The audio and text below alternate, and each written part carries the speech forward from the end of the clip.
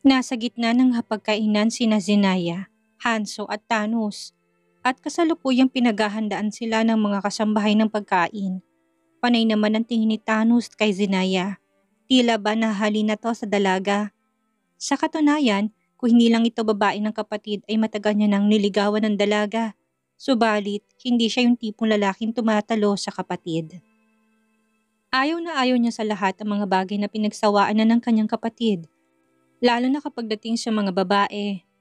Miss Zenaya, matanong lang, paano nga ba kayo nagkakilala ng kapatid ko? Curious na tanong ni Thanos kay Zenaya.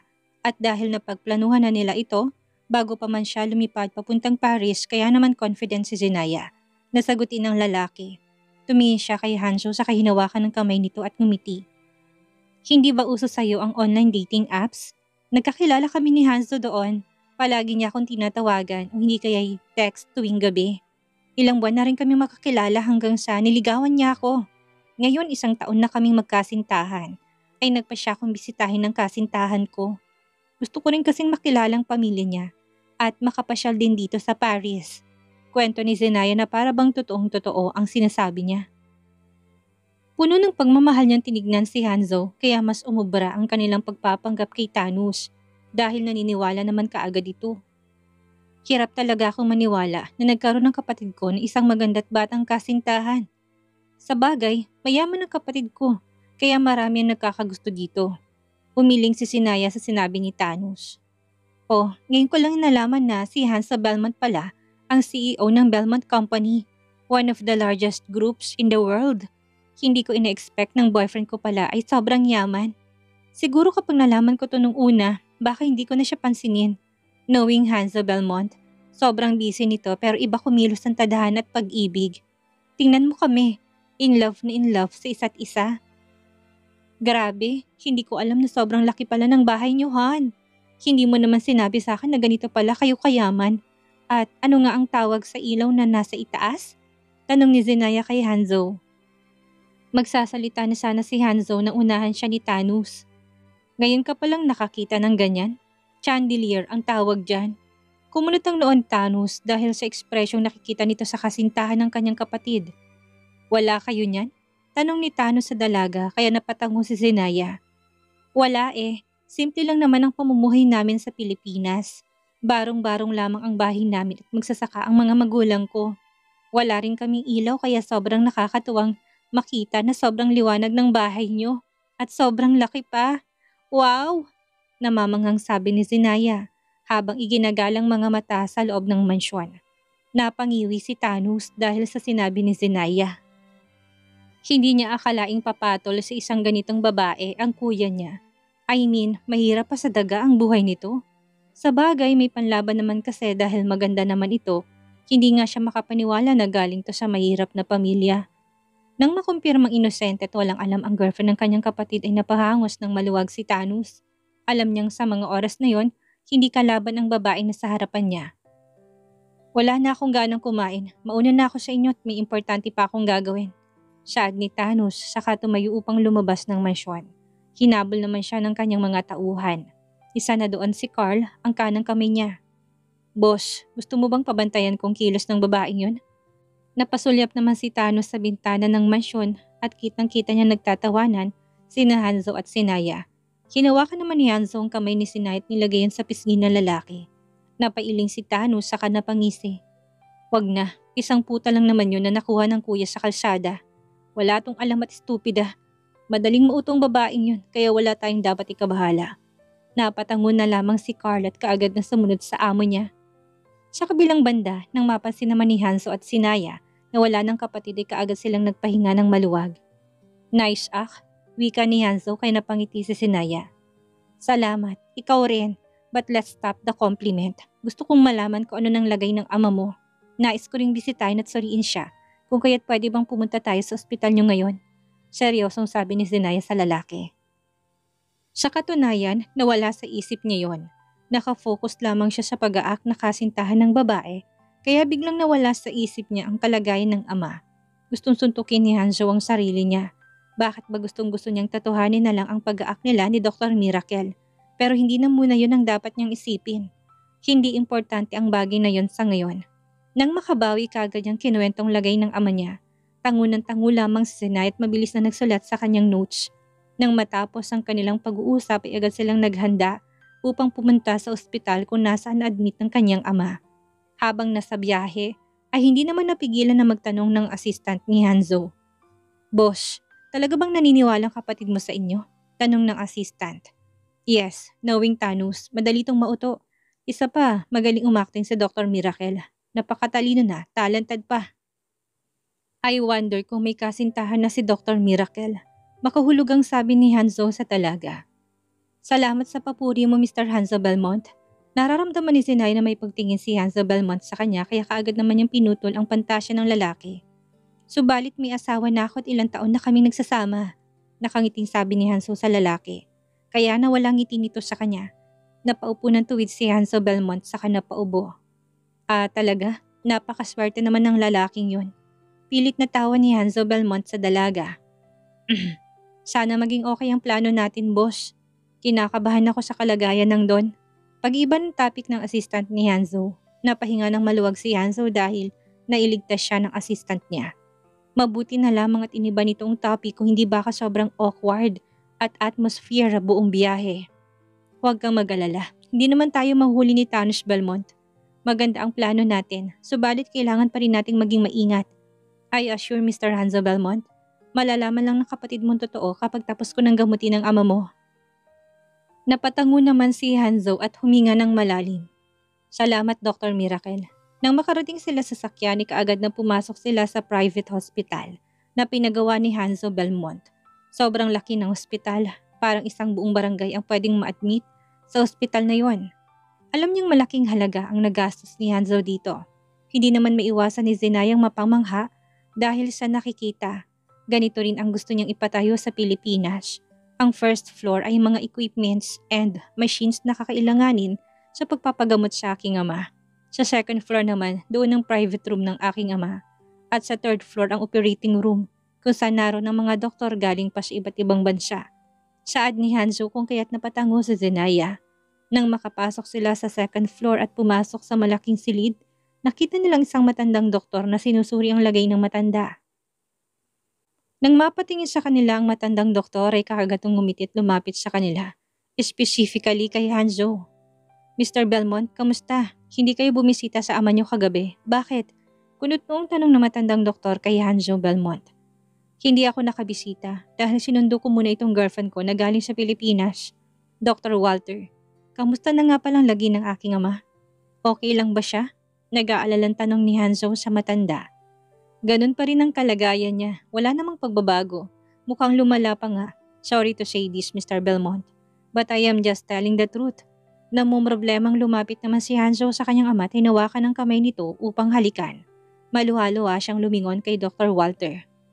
"Pwede ka nang umalis, Dr. Walter. Nais kong ipakilalang girlfriend ko kay Dad."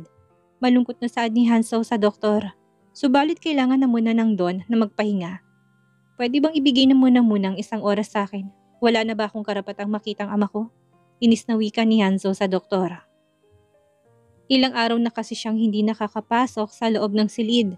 Halos palagi nasa labas lamang siyang nakatanaw sa ama. Mahigpit kasing pinagbabawal ng doktor ang paglabas-masok sa silid ng ama na pati siya'y bawal na rin. Hindi niya maintindihan kung bakit subalit ang rason naman ng doktor ay galing siya sa labas kung kaya't baka ma-infect ito ng mga bakterya since ang kanyang ama ay sobrang sela ng lagay. Napahinga ng malalim si Dr. Walter. Tinitigan na munang dalawang nasa harapan niya at taimtim na nag-isip. Maya-maya lamang ay tumango ito. "Huwag niyo masyadong tagalan. Isang oras ay okay na." "Salamat, Dr. Walter."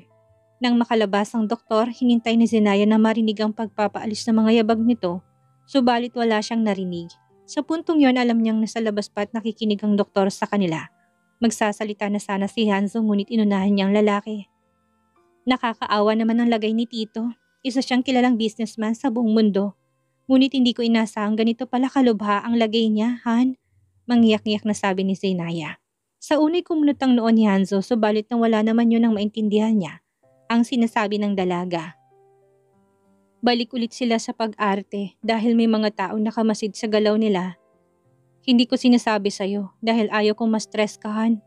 Tamang ako na lang ang mamroblema, huwag ka lang. Sayang nga lang at nakilala mo si dad ng ganito. Baka kapag malakas pa yon, alam ko magugustuhan ka niya. Napangiti si Sinay at napahawak sa balikat ni Hanzo. Huwag kang mag-alalahan, magiging okay rin ang dad mo. Alam ko matatalino at magagaling ang mga doktor na kinuha mo. Lalo na si Dr. Walter. Nilakasan pa ni Sinay ang sinabi niya sa lalaki. Kung kaya't agad namang napangiti si Dr. Walter sa labas ng pintuan. Bigla itong kinilig sa sinabi ng dalaga. Tumayo siya ng tuwid at masayang umalis sa kwarto ng Don. Alam ng doktor na hindi gagawa ang babae ng gulo. Sigurado siyang bisita lang talagang pakay ng babae. Wala nang iba. 1 oras. Kapag tapos na, ang 1 oras ay babalik kaagad siya upang bantayan ng Don gaya ng utos ng boss niya sa kanya. Nang marinig naman ni Sinay ang mga yabag palayo ay kagad na sumeryosong mukha niya. Lumapit siya sa Don at na-excuse muna kay Hanzo. Susuriin ko ng Don. Sabi niya sa lalaki kaya kagad na umalis si Hanzo at umatras palayo sa Don. Yung si Dr. Walter, napansin kong tauhan yun ng kapatid mo. Halata sa mga kilos at pagbanti niya sa pintuan upang pakinggan ang pag-uusap natin. Nakita ko rin kanina na meron siyang dragon tattoo sa likod ng leeg niya. Hindi mo ba yun napansin? Kunot noong tanong ni Zenaya habang sinusuri ang lagay ng Don. Kinuha niyang stethoscope niyang daladala at nilapat yun sa dibdib na matanda. Mahinang paghinga nito at alam niyang totoo ang sinabi ni Dr. Walter. Palala ng palala ang lagay noon. Hindi ko napansin. Siguro dahil wala na akong pakialam sa paligid ko. Na ang tanging importante lamang sa akin ay ang lagay ng ama ko. Sobrang busy rin ako sa mga naiwang negosyo ng dad. Napakatalas nga naman ng mga mata mo, Dr. Miracle. Palagi mo akong pinapahanga. Natutuwang sabi ni Hanzo sa dalaga. Salamat, Mr. Belmont. Tama nga sinasabi sa atin ni Dr. Walter. Palala ng palala ang lagay ng matanda. Dapat nang maoperahan ng matanda sa lalong madaling panahon. Kumustang medical team na ni-request ko sa'yo? Handa na ba sila? Plano ko sanang gawin ang operasyon bukas ng gabi. Hindi na rin kayang maghintay pa ng Don. Humihina ng paghinga ng matanda at natatakot akong hindi niya nakayanin pang maghintay ng ilang araw. Seryosong sagot ni Zenaya. Natakot naman si Hanzo dahil sa sinabi ng doktor sa kanya. Yung medical team na ni-request mo, lahat ng tauhan ko ay nakahanda na rin, pati na rin ang sarili ko. Hinihintay ka na lang namin, Dr. Miracle. Lahat ay handa na sa gagawin nating operasyon. Ikaw ba? Tatanungin kita. Are you ready? Tumango si Zenaya at nginisihan si Hanzo. I am born ready, Mr. Belmont. Habang naglalakad silang dalawa pa uwi sa mansyon, isamot-saring bulungan ang narinig nila, subalit hindi naman nila yon pinansin. Kamusta palang pagsusuri ni Dr. Miracle? Mapapagaling mo bang dad ko? Bulong na tanong ni Hanzo sa babaeng kakapay niya. Yes, I am sure that I can. Nakahinga ng maluwag si Hanzo, tila ba nabunutan ng tinik ang kanyang dibdib nang marinig ang salitang yon sa doktor. Pasalamat talaga siya dahil dumating ang babae upang tulungan siya. Sa Pilipinas, nakakulong lamang si Marigold sa kanyang kwarto dahil sobrang nahihiya siyang makita si Greta. Ayaw na ayaw niya makitang babae dahil sa nangyari nung isang gabi. Gusto na nga niyang umalis ng mansyon na yon, subalit hindi pwede dahil may usapan sila ng kanyang ate Miracle. Bagot na siya. Kahapon ay kinakatok siya ni Greta, subalit hindi siya lumalabas at sinigawan ng dalagang lubayan siya. Ngayon ay gutom na siya kung kaya't wala siyang choice kung hindi ang lumabas na lang. Ano nga bang pinasok niya? Buwisit kang Greta na yon. Basta-basta na lang pumapasok sa silid ng mga amo. Maaga pa naman kaya alam niyang tulog pa si Greta. Pupuslit na lamang siya ng pagkain sa ref at magkukulong ulit sa kwarto. Dapat lang na makiisip siya ng plano upang mawala sa landas niyang babaeng yon kung hindi ay hindi niya magagawa ng maayos ang plano niya. Napamura siya ng mahina.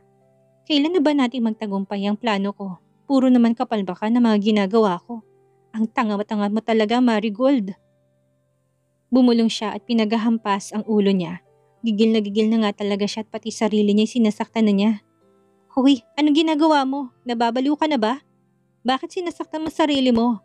Panggugulat na tanong ni Greta sa dalaga. Ay pusang gala.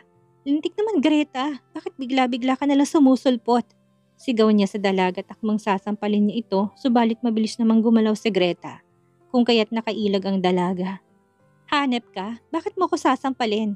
May nagawa ba akong masama sa'yo? Gulat na tanong ni Greta kay Marigold. Kinuyom ni Marigold ang kamao sa umiwas ng tingin kay Greta. Tigilan mo nga ako at wag na wag mong ipapakita yung pangit mong mukha sa akin, okay? Nagugutom ako. Kailangan ko ng pagkain. Nag-walk out naman si Marigold at bilis na bumaba upang pumunta sa kusina para kumuha ng makakain niya. Nang mabuksan niya ang refrigerator, napaawang ang bibig niya na sandaling makita niyang walang kalaman-laman ang loob. Dahik, namumulubi na bang mga Anderson? Walang kalaman-laman ang refrigerator nila. Bulong niya sa sarili. Pabalang niya sinara yun at sinigaw ang pangalan ni Greta. Greta! Nang marinig naman ni Greta ang pangalan niya, dali-dali siyang bumaba sa hagdan at pumunta ng kusina. Ano na naman ba ang kailangan mo? Akala ko ba ayaw mo makitang pangit kong mukha? Inis na sabi ng dalaga kay Marigold. Bakit walang pagkain sa refrigerator? Gutom na ako't kahapon pa ako hindi kumakain. Tang-ina namang bahay to. Nasaan bang amo mo? Galit na tanong ni Greta at nahampas sa mesa. Wala kasing binigay na budget pa sa akin si Kuya Kit, kaya hindi pa ako nakakapag-grocery. Kung gusto mo, sa labas ka na lang kumain. May pera ka naman yata dyan. Abay, mahiya ka naman kung makaasta ka pag mamay-ari mo itong bahay. Hindi dahil walang Ate Zenaya ngayon, hindi mo pwedeng gawin yan sa akin dito na para bang ikaw ang amo ko. Inis na sabi ni Greta saka napaka-cross arms pa. Ako naman talagang amo mo. Hindi ba sinabi sa'yo ni Ate Zenaya na pagsilbihan mo ko? Ngayon, bumili ka ng pagkain ko, ngayon din. Napasimangot si Greta. Wala siyang choice kundi ang sundin ng dalaga. Dahil ito naman talagang sinabi ng Ate Zenaya sa kanya. Nabantayan niya raw ang kilos ni Marigold at hindi magpahalatang alam niyang may balak na masama to sa mag-asawa. Inilahad ni Greta ang kanyang palad sa harap ni Marigold na parang humihingi ng pera. Dahil sa katangahan at kabubuhan ng babaeng nasa harap niya, hindi nito kaagad na gets ang ibig niyang sabihin. Ano yan? Kunot ng tanong ni Marigold. Kamay malamang, hindi ba't gusto mong bilhan kita ng pagkain? Alangan namang pera kung ipanggagastos ko sa pagkain mo? Aba, siniswerte ka yata. Hindi tayo close, okay? Amin ang pera mo't bibilang kita kung yun ang gusto mo. Walang ganang sabi ni Greta sa babae. Biglang natigilan si Marigold. Wala siyang dalang pocket money dahil inaasahan niyang hindi naman niya kailangan yon dahil mayaman naman ang ate niya. Hindi pa siya nasasahuran sa pagmomodel kaya wala siyang kapera-pera ngayon. Ayaw naman niyang humingi pa sa kanyang mga magulang dahil may sarili rin naman itong problemang kinakaharap. Kinagat ni Marigold ang labi sa umiwas ng tingin. Hindi niya alam kung paano ipapaliwanag sa kasambahay na ito na wala siyang perang dala. Nakakahiya naman kung magpapalibre siya. Busog pa pala ako. Palusot niya sa babae saka mabilis na tumakbo papunta sa kanyang kwarto. Sinundan naman ng tingin ni Greta si Marigold at napailing. Ang sabihin mo, wala ka talagang pera. Busog, kahapon pa nga siya hindi kumakain. Nakakatawang babaeng yun. Hindi ko akalaing kapatid siya ng idolo kong si Ate Zenaya. Mas patalino pa nga ata ako dun eh. Nang masiguro niyang nasa loob ng dalagay, kagad niyang tinawagan si Kuya Kit niya. Kuya, lahat ng pagkain dito na itago ko na sa storage room. Huwag kayong mag-alala, sisiguraduhin kung mapapaalis natin si Marigold bago pa man makauwi ang Ate Zenaya. Bulong niya sa kabilang linya. Thank you Greta, you're a big help. Mananatili na muna ako dito sa kumpanya ng ilang araw hanggat hindi pa umuwi ang ate mo. Ikaw na munang bahala sa mansyon kung meron mang ginawang masama sa yung babaeng yan. Tawagan mo lang ako. Huwag kang mag-alala, monitor naman ng assistant kong CCTV dyan at may nakabantay na ring mga guards sa labas ng mansyon. May pagkain ka dyan at snacks, hindi ba? Huwag ka na munang magluto. Papadala na lamang kita ng pagkain. Hintayin mo na lamang si Butler James at ipapahatid ko kaagad ang pagkain mo. Naku, wag ho kayo mag-alala sa akin. Nais ko pong makatulong sa inyo ni ate. Sige ho at maglilinis pa ako ng mansyon. Pakisabi na lang po kay Ate Zenaya na kinakamusta ko siya. Sagot naman ni Greta sa among lalaki. Nang matapos ang usapan nila'y kagad na pinatay ni Greta ang tawag. Sumilip pa siya sa labas ng kusina at baka hindi niya alam, nakikinig na palang babaeng yun. Mabuti na lamang at tahimik naman sa labas. Sure siyang buong magdamag ulit na magkukulong ang babaeng yun sa kwarto nito. Napahagikik siya at nagsimula na magtrabaho. Habang naglilinis ay napakakantap at napapasayaw pa si Greta. Sobrang nag-e-enjoy siya sa ginagawa niya ngayon. Para na rin kasi siyang naghihigante sa lahat ng mga nagawa ni Marigold sa Ate Zenaya niya.